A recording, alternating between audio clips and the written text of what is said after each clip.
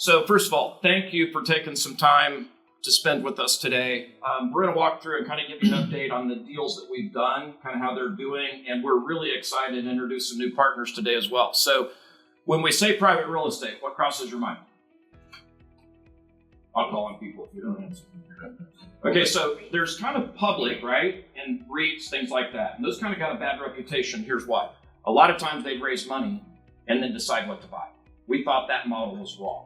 And we thought that we find deals that we like and we invest our own money, we invest company money, and then we invest clients' money with it. And so that's today, Andrew kind of spoke to that. That's why we think. So today we think market ended up where it was down 1.5% partway through the day. The markets are moving a lot every day today. Things are changing, and it doesn't matter what side of the political environment you're on, a lot of things happen. Today, we partner with really good people. We are not landlords. We don't want to manage rents. We don't want to do construction. We allocate capital. And so everything that we do is how do we allocate our money and your money together?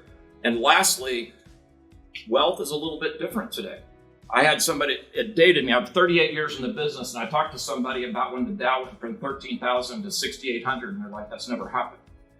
And they meant the 13,000 Dow. So anybody been around long enough? And there's books now that are talking about a 50,000 Dow. So everything changes, and yet opportunities are created. All right, so for us, let's talk through direct to market means when we talk about a developer, a builder, we're bringing them to you, and we've vetted them, which we'll talk about more in a second. You can pick each opportunity or not pick it, because we will end up doing, depending on the year and the time frame, maybe 5 to 8 deals per year. And we released one. If you're on our list, you already saw it. We released one this morning, and we will have another one will come out probably next week. We will pick people that we have a lot of belief in, and they've got to have a really good track record. And I was surprised that not everybody looks at it this way. We also believe that private real estate is one of the best wealth creation tools you can find when mixed together with other asset classes. And Andrew will get to that at the end, but I think it'll surprise you because it surprised us when we did the research. Okay, so we view everything in kind of two different tranches. The first one is opportunistic. What that means is we believe that return can be created. Now, there's market return, there's return in a lot of other things. This is not the only private asset. There's other things you could own. But today we're here to talk about real estate. And I don't want to geek out on all the math, and we have to do this all day long. But what we look at is we're looking at what is called an equity multiple. So what that means, if I put in $1 in some future date, if I put in $1 and I had equity multiple 2.5, I got $2.50 back. So pretty simple. IRR is another one which people quote this all the time. But if IRR is a time-weighted return, so if I said I was going to have a 4-year IRR of 20%, it meant that my money grew at 20% a year for 4 years. So that's all it is, and ignore all the other things because it doesn't really matter. So we're targeting 20% plus return per year in the projects we're building. Now, does that guarantee that you're going to get that? No, nothing's guaranteed today. But we've modeled it, we've tested it, and we've backed into the things that we think can go wrong, which we think gives us a little bit of a leg up. How many things in life work out the way that you think it's going to? And the older you are, the more that that's really true, it doesn't. So we're trying to look and understand the things that might happen to make better business decisions. So the second thing is yield. So a lot of people that are either using real estate for income, maybe retirement, those kinds of things, that's a different tranche to us. And we're trying to create ongoing distributions of 7 to 11%. And I would say today, which we didn't really talk about, but it's really about risk premium. So we can do a treasury bucket today of tranches of treasuries and get probably 5.5 to 6%. So now that'll change, right? Over time, rates will eventually come back down, but we've got to be rewarded for something that's illiquid to get paid more than what we can get paid in fixed income today. So that's kind of how we view it. Now, plan B is when it doesn't turn out the way that we think, right? And I will tell you that happens in life and it happens in business. So if either one of these turn, and we either have to keep it longer, which means market conditions weren't such that we could sell it in 3 to 4 years, or the yield changes, we still are okay earning 7 to 11% over a period of time. Now, we're not going to touch on it today, but most of these deals have incredible tax benefits if we have to hold them longer, because real estate enjoys something called cost segregation, where there is depreciation against your income, and it's the only asset class that does it this way. Okay. So to keep it moving, this is some of the things that we looked at. In our real estate business, we started 3 years ago. and it's not been a long time, and we've actually done quite a few transactions in 3 years. And we sat down and kind of whiteboarded this. We love this in business where you can sit and say, before we build it, we get to decide what things are important. Our number one thing is shared values. Can we believe that if we ever had a bump or a problem, we like working with these people? So have you ever had somebody you work with and the phone rang and you looked at the caller ID and went, I don't know if I want to answer this today. Okay, that's how you define a partner you don't want to work with. To us, we want people that we like, we morally agree, we think they're good business people. We want them in business 10 plus years. So most of our team has been in business a long time, 38 years. Andrew has worked with me for 10 years. We think 10 years means you've been through some good and bad real estate cycles. What I've learned is a lot of younger people today have never been through a down market, which by the way is really scary. So down markets come, what do you do with it? How do you view it? Next, more than 100 million of transactions. Now that's a pretty small threshold, but it tells us that they've got enough that they've done, that they've seen things go good, go bad, go sideways. And then the next is strong return on their properties. We want to look at the deals that they've done. We want to talk to other people in the market. It's a lot easier to do when it's a Kansas City business versus somebody that's located in another state. That gets a little harder, which we'll talk about in a second. Now, we think they have to have something that's unique. Now, what does that mean? It could be that they're really good at managing construction. It could be that they're really good at leasing. Doesn't matter. They have to have some unique value proposition that sets them apart. And we think that's critically important. And a lot of them aren't very good at reporting. And that sounds like a simple thing, but we have a program. And if you guys have done deals with us, all the information rolls in. We require some extra things to be able to work with them and really strong financials. All right, so I'm not going to spend a lot of time on this, but we will take a transaction and then we'll break it. We will apply every market pressure that we can figure out, and I'm sure it's not all of them, but we'll change rents or occupancy or debt came due and you can't get it like it is today, and then we'll look at it and figure out what makes it not work. Then we step away from it and say, what's the likelihood that all those things happen at once? Now, again, probably they don't happen at the same time, but something will go wrong. And is the transaction still acceptable if we look at it that way? So we look at their advantage, interest rates, stress testing, and can they pivot? So in other words, if it pivots from an opportunistic, does the yield work? And then lastly, what's the capital structure? All right. That was really good. I had a 50-50 chance. Okay. All right.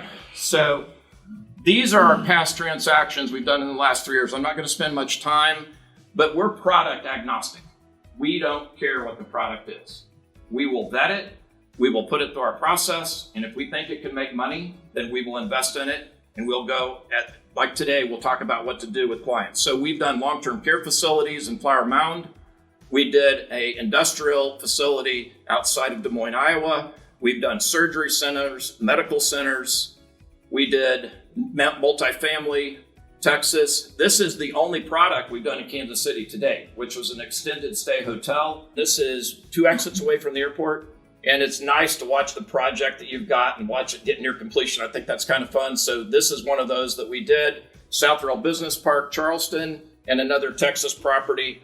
And so I was in Texas this week. I walked every property that we've already purchased with a couple of other people. We looked at financials. And not because I don't trust people, because I feel like if we're walking it and looking at it, then our money is safer than somebody from across the United States saying it's good. And that's just how we do business. Now, I'm not saying we won't miss anything, but I think you see a lot when you're there versus somebody telling. All right, so these 2, Wood Springs, we did another, this was in St. Peters, which is a suburb of St. Louis. We did that at the end of last year. We did not do another transaction for almost 6 months. And we looked at almost 30 deals, 30 transactions, which by the way is a lot of work. We don't need to do transactions unless we believe they're good and we believe there's a good chance that it'll hit our return profile.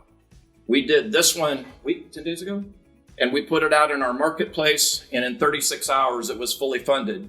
And this is a really good transaction that I also walked while I was in Texas, which leads me to this is what we've done in 3 years' time. So we've been involved in about 9 transactions, 3 pending, and about $400 million of transactions in 3 years. Now, I think what I like is we're not partial to any particular product, and we think there's opportunities in a lot of different spaces. What makes it harder to make money today is the interest rate environment. So we're pricing debt today. It's really hard to make money when you're paying 7% to borrow money. It's not like it was when it was 3.25%, 3.5%. And so the deals are, some of them just don't make sense. I looked at a transaction about a month ago and the returns looked incredible until I looked that they showed it being refinanced and predicted what the rates were 2 years from now, which by the way, who can predict interest rates? And they also predicted the lending environment and how much the bank was going to give back to the investors. The chances of that happening are probably zero. So those are the kinds of things we're digging into. I'm going to take just a couple minutes because I know you guys have been in here a little bit and talk through, again, why we think this is so impactful to put into an overall portfolio. So I happened to be, I was fortunate enough to be up at JP Morgan about a week and a half, 2 weeks ago, and we were talking with Jamie Dimon, who's the CEO of JP Morgan, and one of the questions was, what do you think the number one asset class moving forward is going to be? And he said right off the bat, real estate. He said real estate has been hit when you look at what's happening in the overall market, the wealth creation aspect of it, the housing crisis that's going on, the affordability of housing, all of those things. He believes, and the guy's been pretty spot on in his future of where things are going. He believes that the asset class has a tremendous amount of way to run. Then we come back and we look, some of the largest allocators of capital are doing the same thing. Just this last week, Blackstone, $10 billion in multifamily, going all in on the real estate offensive, specifically in multifamily. You look at some of the data and why we think this is so important. Over the past 20 years, when you look at asset classes, private versus public, when we're specifically talking about real estate, the outperformance is so significant when you can be a direct investor in a deal versus being in pooled assets with a whole bunch of people where they have to go allocate capital. Anytime that happens, there's a significant dilution of return. This is also really interesting because we believe the market is important and you can get good growth in the market. But what this is ultimately showing is this gray line is taking a very traditional 70-30 growth portfolio in the market. It's then saying, okay, what would happen if we took that 70-30 portfolio and infused private real estate into it? And if you look at the appreciation over time by infusing the private real estate versus traditional stocks and bonds, and a 70-30 portfolio is pretty aggressive. That should keep up with S&P and good performance. We come over here and we look, the return profile of infusing that is 7.1% versus the average was 5.3. And 5.3 has got all this volatility and buffers in the market. So we're smoothing things out. Kerry talked about some of the advantages. It's got unbelievably strong risk-adjusted rate of return.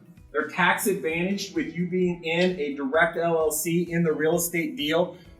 Passive income, when you can infuse passive income into a portfolio, if you've been to any of our education events thus far, passive income inside of a portfolio will always outperform traditional just trying to go for asset appreciation. And the volatility buffer is extremely significant. This one is so impactful when we look at what does real estate or private real estate do. On this board over here, from a metric standpoint, you've got lower return down here to higher return, and then risk, low risk versus high risk. Well, obviously stocks would be up here. It's got higher risk, right? You would expect higher return. Bonds down here, lower return, it's lower risk. Actually, if you look at the last 3 years, bonds should be even down here because the ag bonds lost money the last 3 years in a row, and that's supposed to be your safe money. But look at where real estate lands. It's on the low risk side of the spectrum, and it's almost up here. So we come over here and say, well, what's the total return? Well, you could look at the stock market and say, on average, it's been 11.98. Private real estate's been 10.17, but the stock market's got unbelievable volatility built into it. 12.26 on the volatility spectrum, come down, private real estate at 2.98.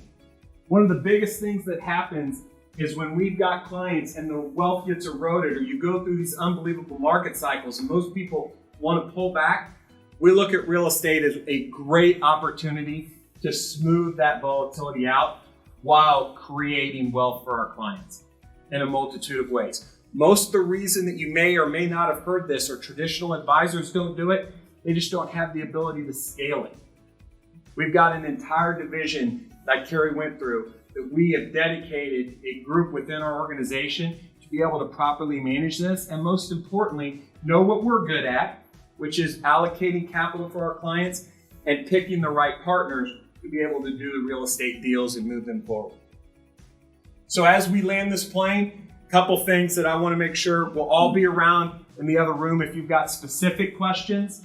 I cannot stress enough, these markets are really unique. And you look at what's been happening, it's unprecedented, the volatility that's built into the markets.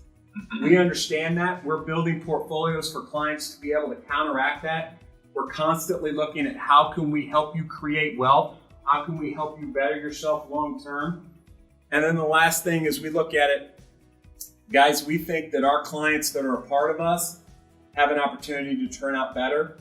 And we would love any type of feedback that you may have for us on things that we can do to help you get with your particular advisor. And I'll close with this. Number one, thank you for being here. We greatly appreciate it. Thank you, gentlemen, for coming and talking about how fun would it be to help revitalize Kansas City, right? I mean, we love this particular area. What a great city to be a part of. Kansas City's thriving. To be able to drive down on the way to the plaza and be like, I'm an investor in that building. To be able to drive out, going on the way out to the highway, I'm an investor in that particular complex, and you've been a part of revitalizing Kansas City. We think that's pretty special.